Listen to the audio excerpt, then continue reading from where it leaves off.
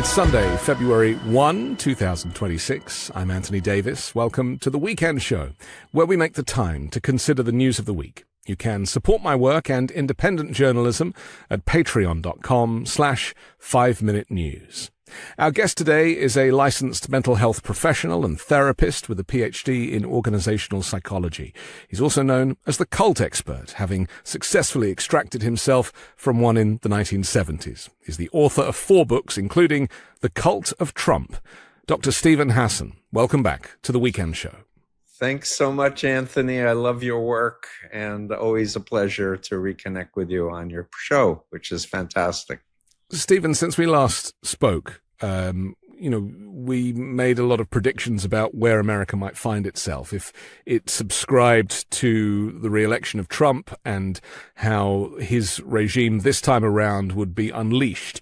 And as we speak, we seem to be in the midst of an uncivil war with, Minnesota literally looking like a war zone with ICE and border agents causing an enormous amount of discomfort to people, not least the murder of 2 American citizens. This has caused shockwaves right around the country, of course. But really my first question talks about this feeling that we are all experiencing, that this age of Trumpism is not just political, it's an emotional ordeal. And it settles into our nervous system and has reshaped how we think and feel and imagine the future. Is there a word to describe this kind of collective depression or funk or sense of grief that we are all experiencing right now? Wow. So let me say that the word, and it's part of psychological warfare, is demoralization. And it's a technique that's been used by the CIA and us on other countries we didn't like, and it's been used by Russia and China and Iran and Nazis and others on us to polarize us. So the idea, Anthony, is that we're in a coup. We're under psychological warfare siege through the media and social media. And people are realizing that things are not normal. A lot of people were in wishful thinking lands because the first Trump presidency didn't destroy everything. It was terrible, but a lot of the bad got undone. They were wishful thinking it was going to be the same. And we knew, us experts tracking, that Opus Dei and Heritage Foundation Project 2025, the Supreme Court hack of Opus Dei, we knew this was going to be horrible, and it's living up to our expectations.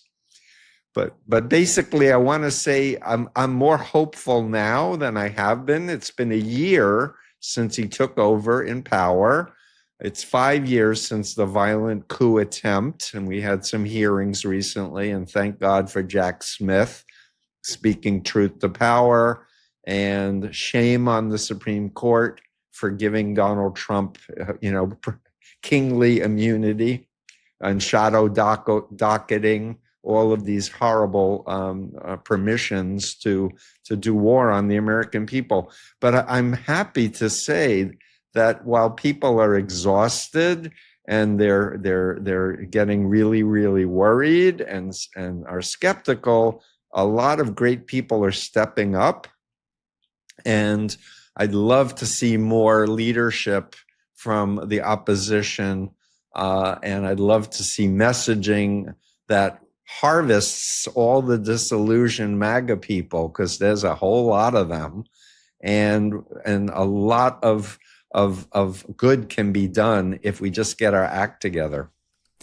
The professor at Columbia University, Kevin J. Dougherty, he published a paper a couple of weeks ago entitled "The Politics of Emotions in the Age of Trumpism," which argued that the understanding the present moment requires taking emotions seriously, not as distortions of politics, but as its driving force.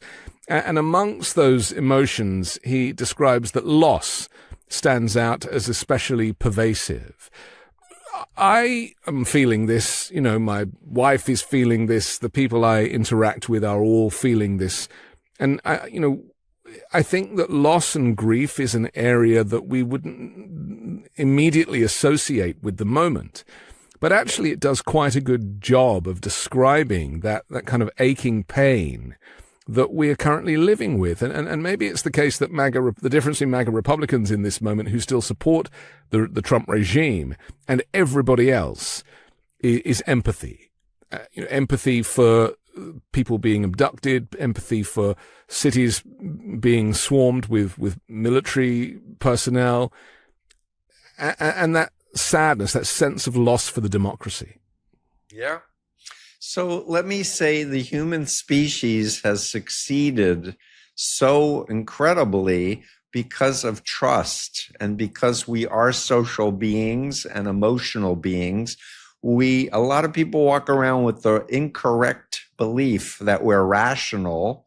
We're not rational. We rationalize, but we're emotional and social beings.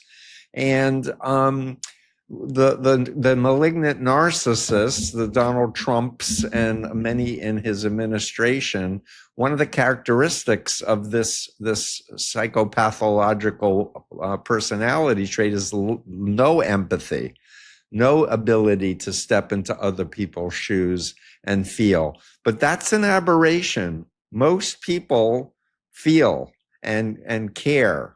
And I want to point out that Renee Good and Alex Preddy, both who, in my mind, were courageous heroes, especially Alex Preddy, they were white. They weren't Black. They weren't Hispanic. And Alex Preddy, in particular, was an ICU nurse at the VA helping veterans. And it's pissed off so many MAGA vets, so many people in law enforcement, because their lives depend on critical care nursing and such. So I really want people to start doing good inventory on their mental health. I want people to understand that when you're online 8 to 10 hours a day, all of this social media content is aimed at emotional manipulation. Outrage, disgust, anger, or love and compassion too, but a lot of outrage and disgust, if it bleeds, it leads, is the old media expression. And we need to really pay attention to our time. How much time do we need to be emotionally manipulated online? And I want to call out, we need people like you, Anthony, who care about facts, who want to be accountable for what you're sharing. We need experts that we can rely on for factual information to give us direction on how to move forward in a way to try to flip the elections from what Trump wants, which is no elections, or infiltrated elections and taking away ballot boxes and making the post. Did you hear about the post office will no longer postmark? That's going to affect mail-in voting. That's a big problem if your postmark is past the date. I just want to say a few more things, if I may, Anthony. People need to sleep 7 to 9 hours. And most people are sleep deprived. And sleep deprivation is one of the most common brainwashing techniques in my BITE model of authoritarian control. As a Moonie, and you mentioned that I was in a cult in the 70s, as a Moonie, I was sleeping 3 to 4 hours a night, 7 days a week. So my critical faculties were not online at all. And if people are not getting 7 to 9 hours, you need to do lifestyle changes. Things like turn off your phone an hour to 2 before bedtime, go to bed at the same time, wake up at the same time. Best to wake up with light, exercise. First thing in the morning, don't turn on your phone. Listen to music. I advise people to charge it in the other room. Don't charge it next to the bed, because there is that temptation, because there's always something there, the doom scrolling that we often describe. that you can find yourself waking up for the bathroom and then doom scrolling for an hour at 3 a.m. It's so unhealthy. No, I don't. So I not only turn it off, but I put mine in a Faraday bag. And if your people don't know what a Faraday bag is, your phone, even when you turn it off, is not off, and it's sending signals all the time. But this cuts the link. And so I carry a Faraday bag. I put my iPad in it, my MacBook Pro in it, because I don't want me to be online all the time. I don't want to be tracked all the time. And we're in a situation where Palantir and Thiel and Musk hacked all of our private data, gave it to Russia, according to a whistleblower who said the information got uploaded to a Russian IP address when he was doing his Doge slashing. So we're in a different reality, but we're going to get through this. There's no option, in my opinion. Especially if you care, you have children, you have grandchildren. I'm a parent, you're a parent. We have to be making choices that are smart and wise, and where we can look at ourselves in the mirror and feel like we're contributing in a constructive way, even if it's a little bit every day. And so amplifying positive, powerful messages is good. I'm a big believer in a gratefulness practice, a wonder practice, which is about looking and remembering awe. Like when you went to the Grand Canyon and saw it for the first time. For me, scuba diving and being underwater in underwater reefs that were gorgeous. These are the things that make us human, our people we love. We need to pay attention to recharging our batteries. If we're low on batteries, time to recharge, not do more. Part of the problem, as I see it, and we've experienced this in the last couple of weeks, is an extreme level of gaslighting from the Trump regime that makes us feel like we're going mad. And I want to talk specifically about this contradiction, contradicting things we see with our own eyes regarding Alex Pretty and Renee Good, with the fact that we have these videos. We've all watched them from multiple angles. And then to hear Kristi Noem come out and say, believe what I say, not what you see, that they were domestic terrorists, that they attacked, that he was brandishing a gun, literal stuff that did not happen. And for the DHS secretary to say it with a straight face, then for it to be repeated by Stephen Miller and all of the individuals. I mean, even Donald Trump initially was saying the same thing, parroting these scripts that make us feel like we have been deceived in some way. What is that? I mean, I'm sure you have a lot of insight as to what they are doing there, because it's not normal and we should not normalize it. Right. So first, let me just say Gaslight, if you haven't seen the 1940s film, was a film about a woman married, a wealthy woman, I should add, married to a guy who wanted her fortune and was trying to make her believe she was crazy. And part of it back then was there was gas lights in houses. Believe it, we're aging ourselves out. But the point is that she realized, because someone from the outside said, no, the lights are going on and off. And she realized, I'm not crazy. What I'm seeing is true, right? So it's about reality testing. The next point I want to make is that this is a very established propaganda mind control technique by authoritarians to make people question themselves and not them.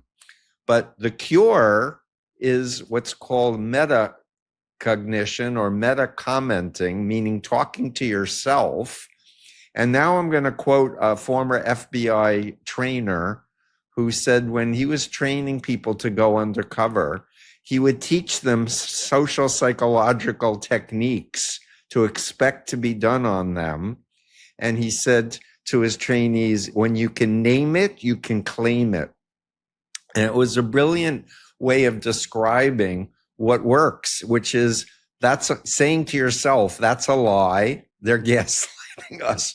This is psychological warfare. Every time you hear a lie, say to yourself, that's a lie. Why? Because now we have neuroscientists who are tracking our brain reactions to lies. And remember, Goebbels and the big lie and repeating the lie over and over again. Now we know that with neuroscience that when the brain hears a lie over and over and over and over again, it starts to act as if it's true. So you're describing the illusory truth effect, as I understand it. The brain starts thinking it's true, unless when the coding is coming in and you're saying bull crap, lie. And I suppose propaganda. If we are compromised because we're exhausted and we haven't had enough sleep and we are traumatized and we are depressed, that it's in that physical and mental state, it is even harder to kind of have a kind of clear picture of what is true and what is false.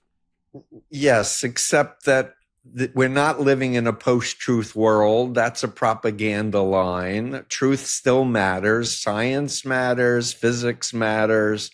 And we need moral values, and we need to be in our bodies in the here and now. And the way to stop the brainwashing that's happening in mass online is to understand yourself, to know your values, to have clarity about it, but especially to understand the techniques that are being used on us and name them and claim them.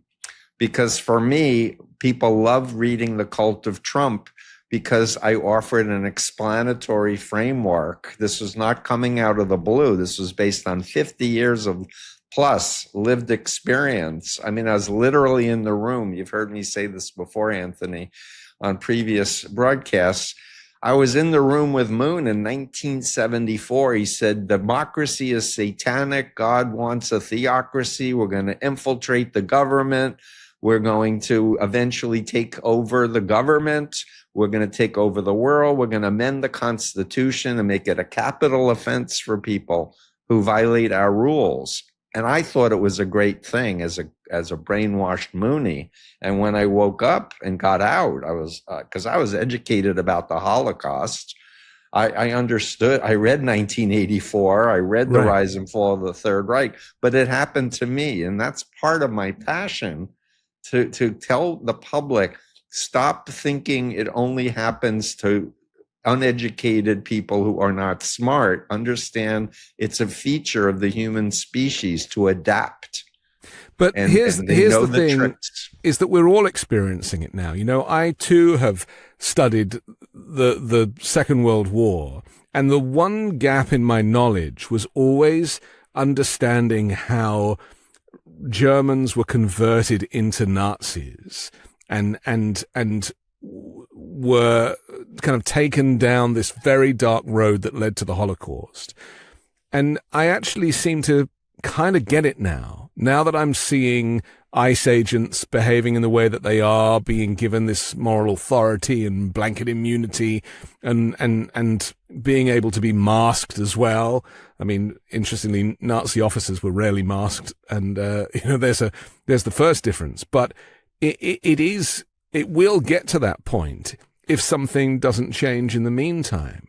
Yeah. Let me ask you, when Kristi Noem tells us that Alex Pretty was brandishing a gun, and they were very specific, 9mm, 2 cartridges, the whole thing. The reality was it was in a holster on his back.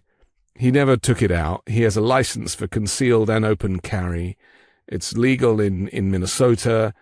There's no issue here. He took it to a protest because only 2 weeks ago a woman was executed at point blank range. I mean, if you are a gun user or a gun owner, then I kind of don't blame you to want to protect yourself and exercise your Second Amendment right.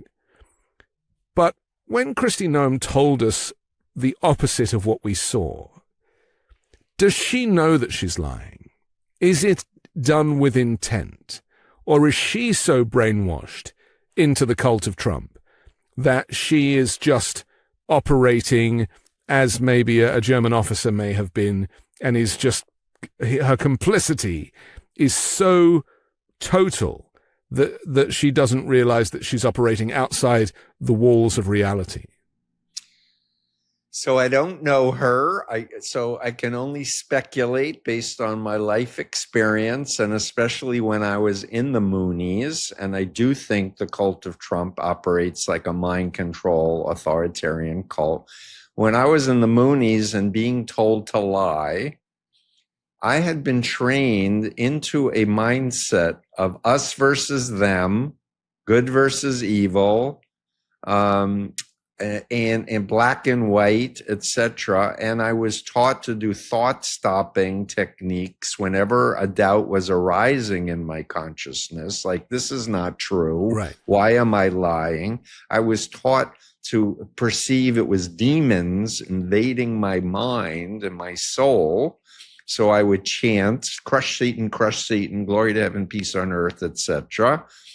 And I was also kept so busy that there was never any time to kick back and reflect and go, is this really what I want to do? Am I enjoying my life?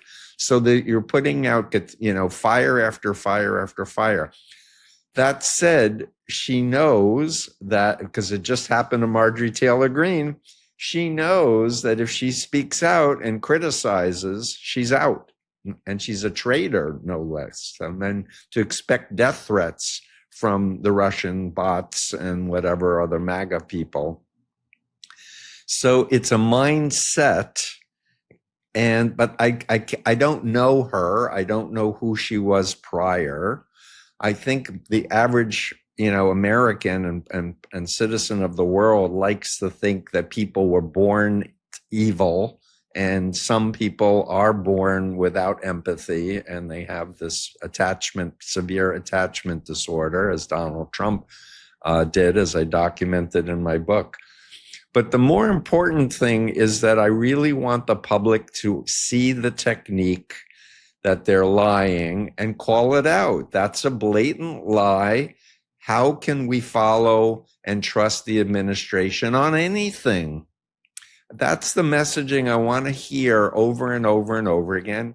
And I'm so happy celebrities are speaking out. Bruce Springsteen just wrote a song. I love Bruce Springsteen, the boss, from New Jersey, I should add. But what I want to see is more celebrities amplifying former MAGAs who are now speaking up. Right. I would love to see them pairing, like learning from them and amplifying them, because I think we can get a lot more people out of the cult of Trump, joining the rest of us. But family and friends need to get past their anger and trauma, because so many people have blocked or muted, not invited family members who've gone MAGA to family events. Yeah. And I've been saying from the beginning, love is stronger than mind control.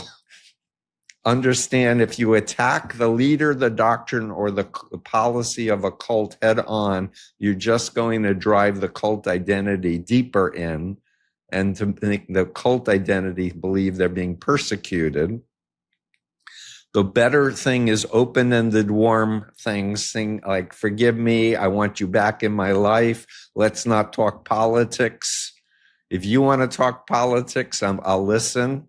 But learn to be a good listener and then ask questions. Like, how are you feeling about the situation with Alex Preddy?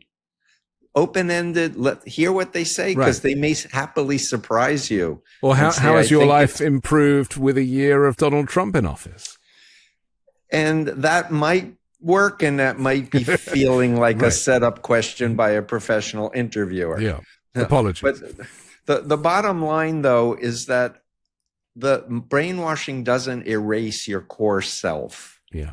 That's what I want everyone to understand. If there are friends or family that have gone MAGA on you and you've given up hope, change your belief system, please, and welcome people, because people are going to be leaving, and we need we need to organize and we need to get a messaging campaign that's effective. And for me, calling it as it is, I'm utterly convinced that Russia recruited Donald Trump in the 80s, according to Yuri Shvets, Craig Unger's books, and his own behavior. I mean, the guy came back from his first visit in Moscow and took out a full-page ad in the New York Times against NATO. It was not in his mind before he went to Moscow the first time. Like, look at the behaviors, not what he says, but the actual behaviors. Right. Well, you may not know that on Thursday it was announced that Trump has added a framed photo of himself standing with Vladimir Putin to the White House decor. This is in the Palm Room, which connects the West Wing to the executive residence. Shows a framed image of Trump and Putin at the summit in Alaska. And some of my experts that I rely on, people like Dave Troy and others, told me that Putin was getting fed up with Trump not doing exactly as he was told. And it was Putin pushing, we got to push the Epstein files and start weaning Americans off of Trump because he's not a reliable puppet anymore. And so I see that as trying to give a bone back to the dog and say, don't get rid of me yet. Right. But the Epstein files, I need to mention them. Yes. Trump is all over them. Last I saw was 13,000 mentions, and they all have been shared. Only 1 or 2% of the files have been released. And so the concern, it seems, is that Trump will even go as far as invading another country or capturing its leader to distract from the Epstein files. That's another thing I want to say to the public. Most normal people can't imagine the mind of a cult leader. They can't imagine the malignant narcissism. I interviewed a psychologist and neuroscientist on my podcast, Cults, Culture, and Coercion. Hope you don't mind I plugged it. But Frank George taught a whole course on pathological narcissism, and he coined Homo sapiens narcissisticus. He's like, we have to understand his brain is not like ours, and it's all about him. So if he's trying to stay in power, he will do anything. Well, he was asked about the murders of Renee Good and Alex Pretty, and he said that he felt more for Renee Good because her parents were Trump fans, and he referred to himself in the third person, as he often does, and that's why he kind of, he somehow managed to make the execution of 2 American citizens all about him. And that tells you everything you need to know about how unwell and compromised this creature really is. And honestly, I really think people who are close to GOP politicians, sons, daughters, sisters, brothers, aunts, uncles, need to be messaging to GOP people. This is a profoundly unfit to serve person in the White House, and that he can destroy the world if he's not stopped by the people around him. Well, I've said a few times on my programs now that I fear that he's the type of person that thinks he could win a nuclear war. Yeah. And that is the problem, isn't it? That, let's talk a little bit about the psychology of Trump just for a moment, because there are 2 lanes here. There's the personality disorder, the malignant narcissism that you've described, and him just being a terrible person. Maybe we can put that into that category as well. But the other one is dementia. And this is something that he actually kind of spoke about it the other day. He was referring to his father and all that thing, but he wasn't specific. And dementia is hereditary, and his father had dementia. And so we are seeing these kind of clear sundowning events. So how do we recognize the difference between him with his personality disorder on one track and the dementia on the other. Because if we use him confusing Iceland and Greenland in his speech at Davos, like, you know, he got it wrong 3 or 4 times in 1 or 2 sentences and kept saying Iceland when he meant Greenland. Is that dementia, or is that just his incompetence? Which category do these issues fall into? I'm not a neuroscientist, but neuroscientists I trust, like Frank George, how they describe it is that with dementia, the critical executive functioning part of our brain is getting less and less control over the personality disorder. So that's how it's best explained to me. He's not going to get healthier. He's not going to be fit to lead. And so the question is, are people going to blindly follow him as he's destroying their livelihood, their future, as well as the future of the world? So again, I want people who are listening to this to understand, get past the I can't believe this is happening phase, the disbelief. This is reality. And we're either going to fight, flee, freeze, or fawn. Fawn means join MAGA. In my opinion, not an option. Freeze. Do nothing. Fight is our only option. And I don't mean violently. I mean with our voices, with our money, with our time. And we need to spend more time with human beings in real life, not online pursuing influencers who may be bots. Yes. Because, I mean, that's something that people say all the time in the comments to a lot of our commentary is, yes, you know, the analysis is all very well, but what can we actually do about it? And I suppose because fascism hasn't really presented itself in the US for a while, people are not equipped to know how to take this on. And or even how to recognize it in the first place. I mean, the other problem we have is that the media is now complicit, it seems, and media ownership has obviously changed over time, and now Donald Trump and his henchmen pretty much control much of the mainstream media. And then even social media like Meta, for example, which is Facebook and Instagram and WhatsApp, you know, that all falls under Facebook. And Facebook is effectively now working for MAGA too. So we are kind of in a difficult place to see the difference, you know, to get any clarity when there are these obstacles. So let's just look at that for a second, what we can do. And your description, these 4 options are certainly very helpful. So let's say that we do choose the fight. Mm-hmm. Could we talk a little bit more about what that looks like? Obviously, as you describe, it's nonviolent protest. But, you know, is there something else that people can do? Maybe because you mentioned use our money. A lot of people don't have a disposable income to use. So how do people put their best foot forward when they're facing this kind of fascist takeover of government? So we live in a complex system world, meaning that it's not a linear solution.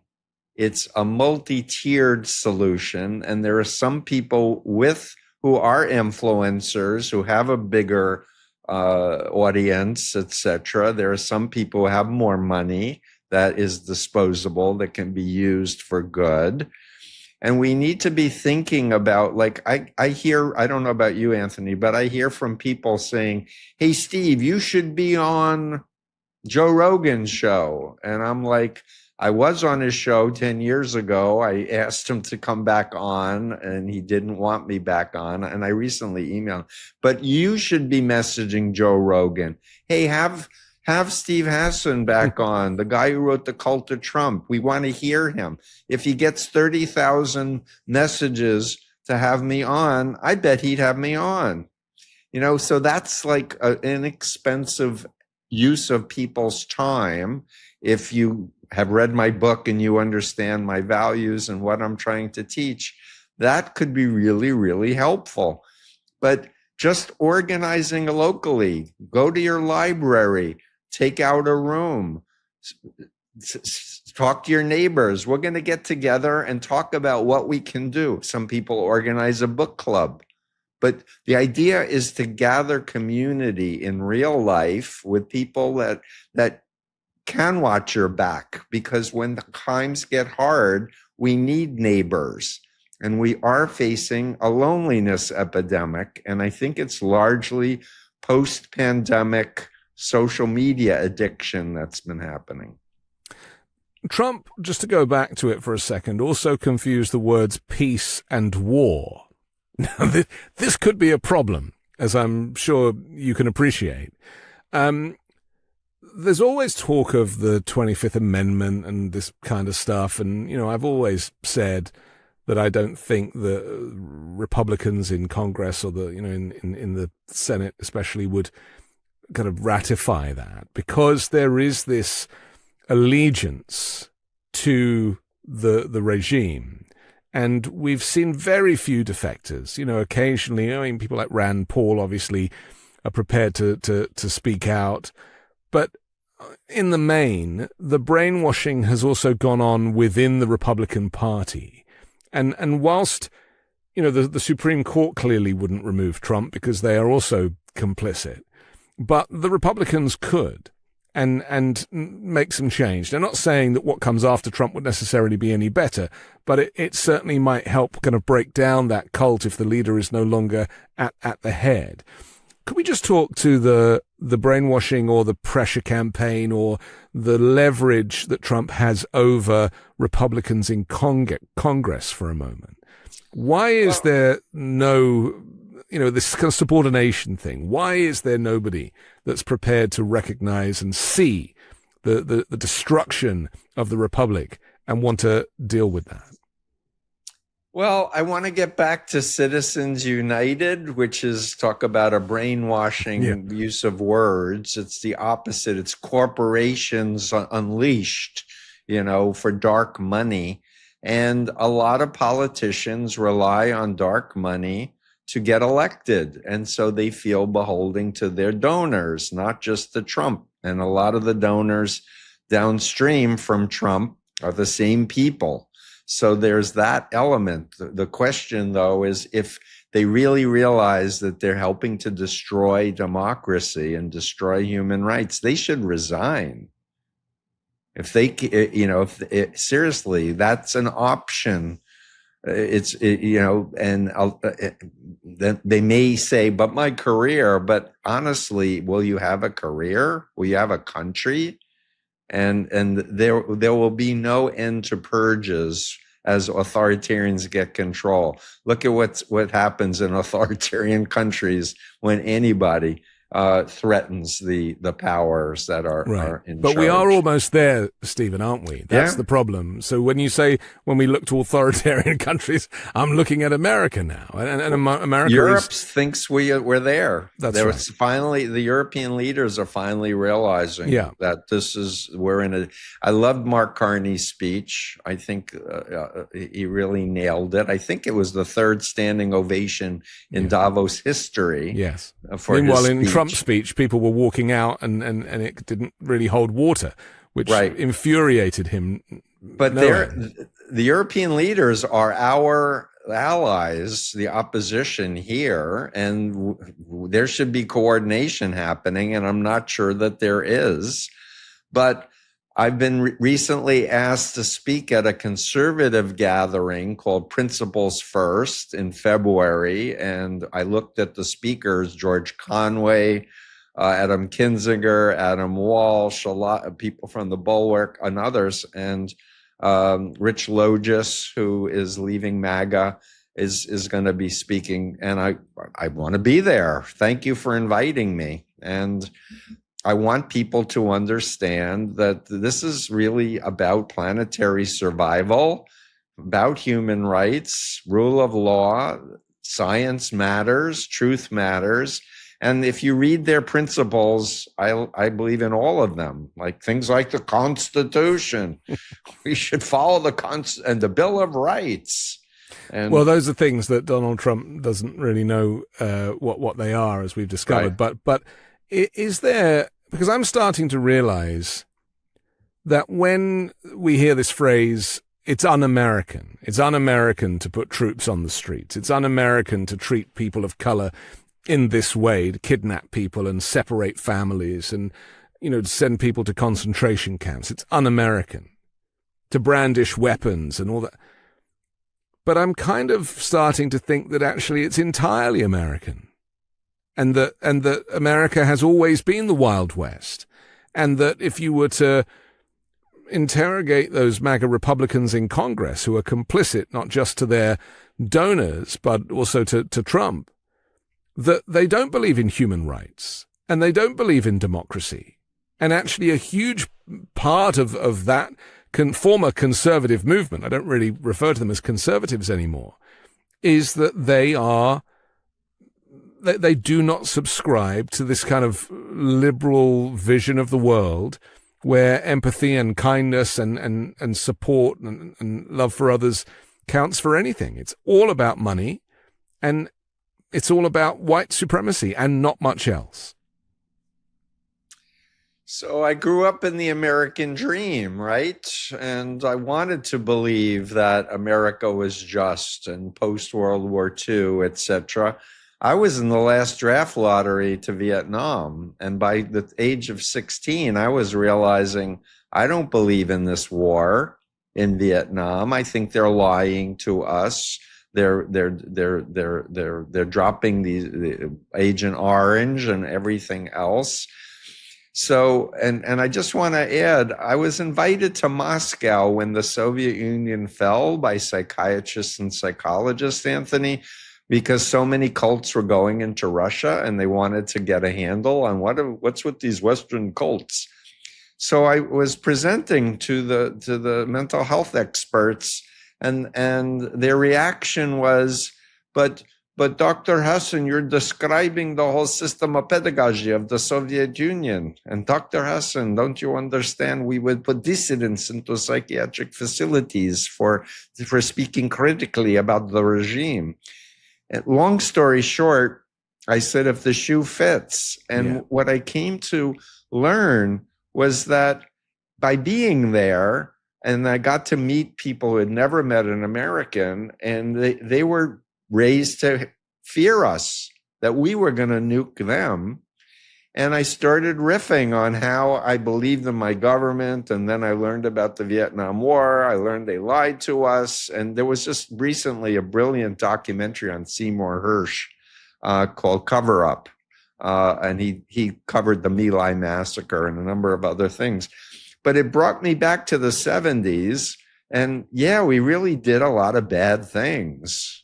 Well, Iraq and Afghanistan were pretty bad as well, and right. But that's not a reason to want to end this experiment in democracy and forget about the aspirations of what liberal progressivism is about. I want women's rights. I want gay rights. I want to respect indigenous rights. I want minority religions to be respected. But all of those things that you just listed are on the chopping block, all of them.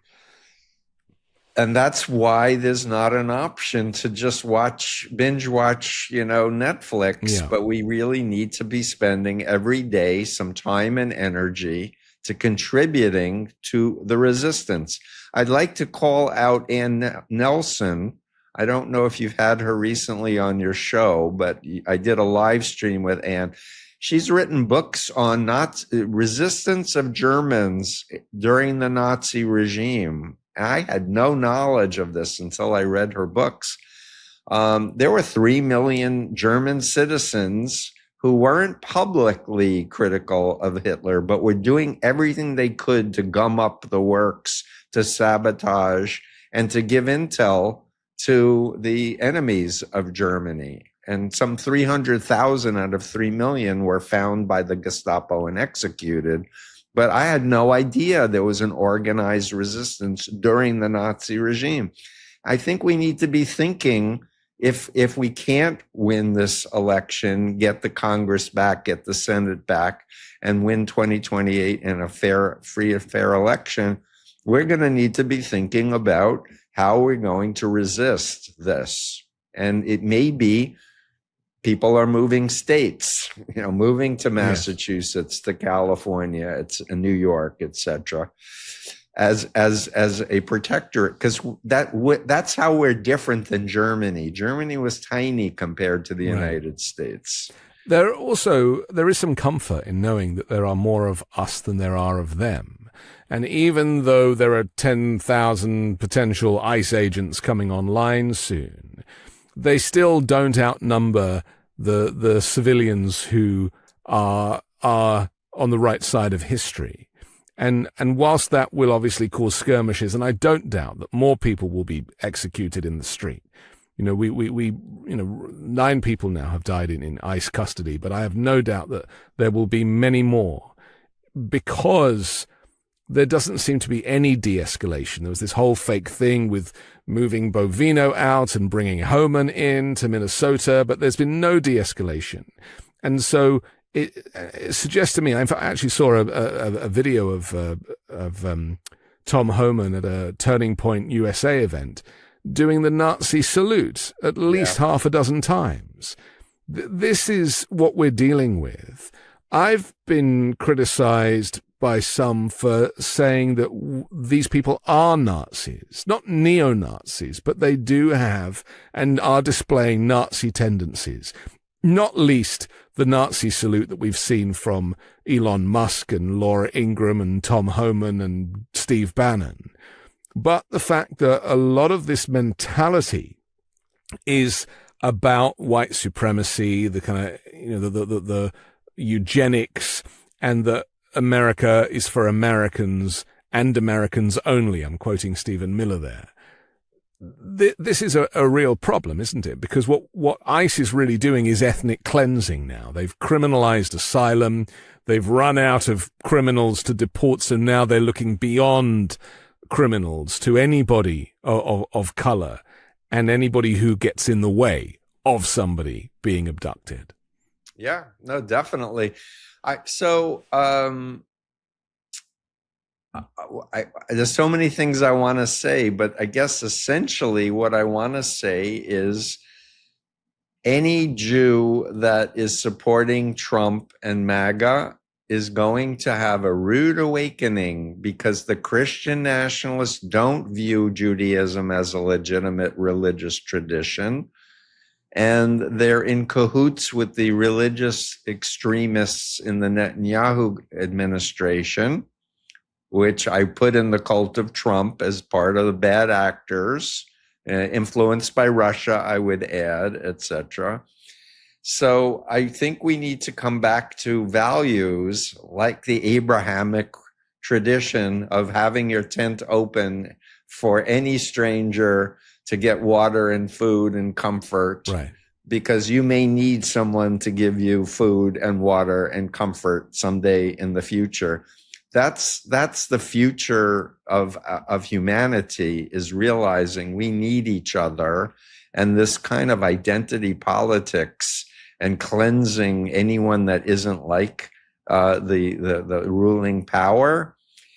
It's never going to work. And America is a country of immigrants. Let's face it. We invaded the indigenous people and wiped them out. Right. Well, Trump has immigrant ancestry, and he's married to an immigrant, and his ex-wife was an immigrant. And I mean, this is the hypocrisy that so many of, that there's so much kind of Irish blood and Cuban blood in this administration.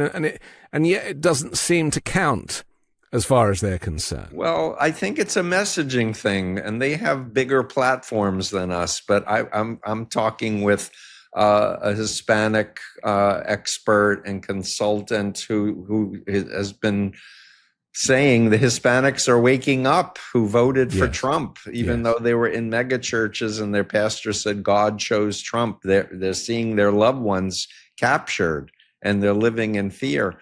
there's a lot of people really waking up from the Right. trance and the programming. So I guess I'm biased, Anthony. I'd rather be positive and hopeful and empower people than be cynical and pessimistic. I have my moments. I don't Sure. want to deny reality, Yeah. but I also I just really want a future that's worth living. I have a 23-year-old son. I want him to be happy. I want him to get married and have kids, and I want everyone else to be happy and such. And what's happening now is evil. It's wrong. And I just want to salute Alex Preddy again and Renee Yes. Good. I heard a story, I think it's now valid, that he had a skirmish with ICE a week or 11 days earlier and broke some ribs, but That's he was right. still out protecting women from being attacked by ICE. Like, I love this man. And we should He all had be such like a Alex beautiful Preddy. face. You can tell when you look at a photo. I mean, I'm very pleased they projected his image, 100 feet high in Times Square, because these people become heroes in these moments. And I hate to say it, but I think the fact that these people were kind of white and middle class is part of the reason why it has reverberated so much. And obviously, we know the history of police brutality towards black and brown people, and it rarely moves the needle for Right. change. But the fact that these people were white, and as you say, him working for the VA has made a huge difference, because at the end of the day, humanity should win out. Yeah. Ultimately, we are all the same, despite Agreed. our skin pigmentation. But that's why I think it's so important, the adage of they came for the Jews and I said nothing because I Yes. wasn't Jewish, etc. It's like Yeah. showing up as white people when Hispanics are being targeted, when black people's, it's so important. Yes. And we have seen that in the protest, in the BLM protests, and in the Women's March protests, and in the No Kings protests. These protests are becoming much more integrated, and there really is a sense that there is a kind of a community that doesn't need to be split to the gay community or the black community or women. There's plenty of men at the Women's March, and I think Yeah. that it's that solidarity that, as you say, it does kind of make a difference. Finally, I just want to talk about one thing, because there seems to be this kind of race against time. Like, what's going to happen first, the election of 2028 or Donald Trump's mortality? It's almost like, the jury's out as to whether or not he is healthy or not, whether he is going to survive because of his health.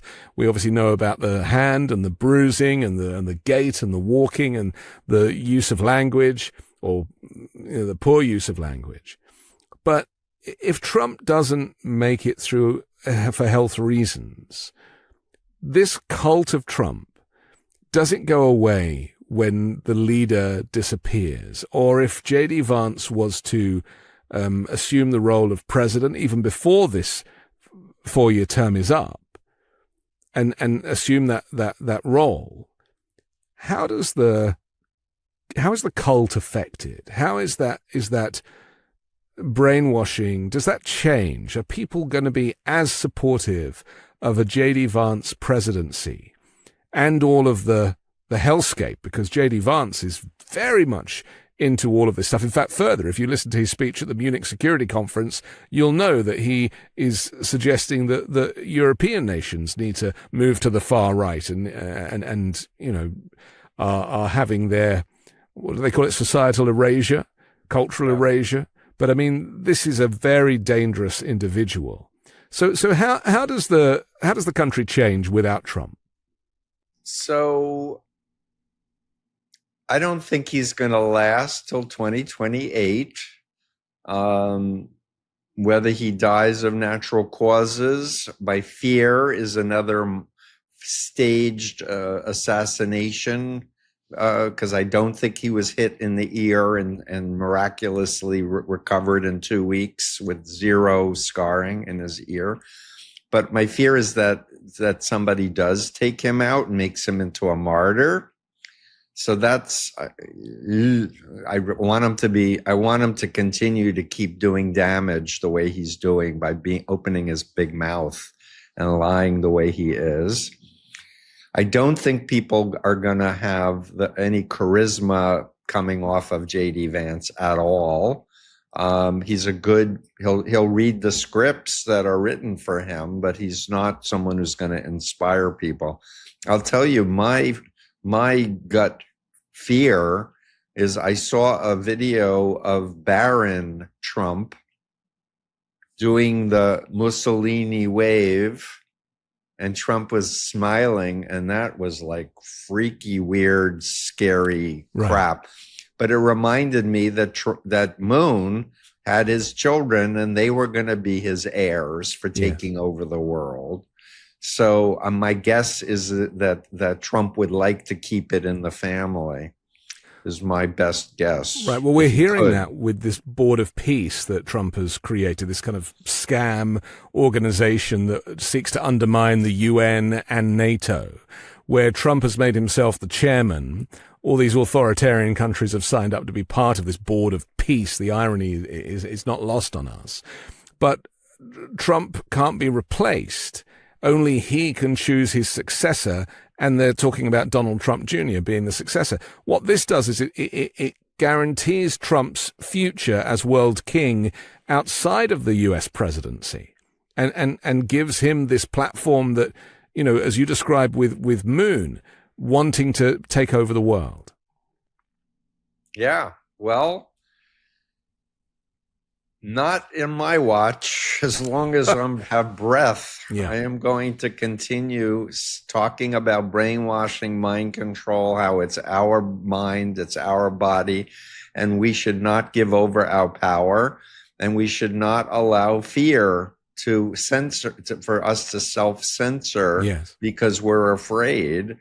And, you know, all I can say is we can focus on what's within our control to do and spend minimal time worrying about things that are outside of our control to do. And there are some individuals who have more influence, so they can spend money, or they can organize at a higher level than a lot of the rest of us. But I've been saying this for, 6-7 years. We should have like a Manhattan Project style thing where we get a lot of the most brilliant, educated people together and map out a 30, 40, 50-year plan for how to recover from this. This is not going to be by 2026 or 2028 because the damage is so deep to the world order. And certainly in this vacuum of any democratic leadership, it seems that there is now a space for new leadership, maybe a third party or a whole new system, perhaps, as you described, that would bring balance and prevent something like this from ever happening again. I talked to one man who said, Mark Milley, he should be run for president. He's not political. He's not a Democrat or Republican. And he said that Trump's a fascist. That's what we need to organize. I was like, I don't know that he's interested in running for president, but it's an interesting idea. The military is a good place to go, you know, because well, they have the clout to shut this down. That's right. It's funny, isn't it? That, you know, I've spoken to Americans who are praying for a military coup right now, but you know, if you look at the recent events that have unfolded in Venezuela and in Iran, you would kind of recognize that the military appears to be complicit too, and that is a worry. Well, I'm not willing to sign off all the military. I guess I know some people who are in the military who reassure me that they really are following the Constitution and not Donald Trump, etc. But again, I really want to caution people from doom's predictions, because we can fall victim of believing that that's what's going to happen, and because we aren't believing in an alternate reality, we are not doing everything we can. And I really want to thank you for your platform. I want to say again, people need experts they can trust, to rely on them for independent journalism, investigative journalism.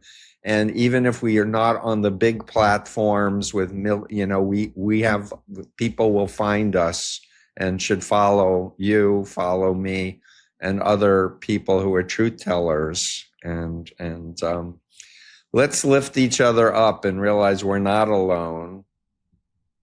It's so true. Rise to this challenge. Yeah, it's so true. Okay.